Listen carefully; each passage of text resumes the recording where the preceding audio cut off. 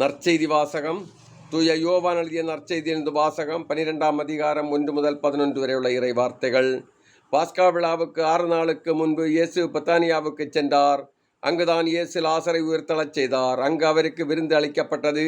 Martha உணவு பரிமாறினார். இயேசுவோடு பந்தையில் அமர்ந்தவர்களுடன் லாசரும் இருந்தார். மரியா லாமிச்சை என்னும் கலப்பற்ற விலையுயர்ந்த நறுமண தைலத்தை ஏறக்குறைய 320 கிராம் கொண்டு வந்து இயேசுவின் காலடிகளில் பூசி அதனை தமது கூந்தலால் துடைத்தார். தைலத்தின் நறுமணம் வீடெங்கும் கமழ்ந்தது. இயேசுவின் சீடருள் ஒருவனும் அவரை காட்டிக் கொடுக்க இருந்தவனுமான யூதாஸ் இஸ்காரியோத் இந்த தைலத்தை 300 தெனாரியத்துக்கு விற்று அப்பணத்தை ஏழைகளுக்கு கொடுத்திருக்க கூடாதா என்று கேட்டான். ஏழைகள் வாழ் கொண்டிருந்த அக்கறையினால் அல்ல, மாறாக அவன் ஒரு திருடனாயிருந்ததால் தான் இப்படி கேட்டான். பணப்பை அவனிடம் இருந்தது. அதில் போடப்பட்ட பணத்திலிருந்து அவன் எடுத்துக்கொள்வதுண்டு.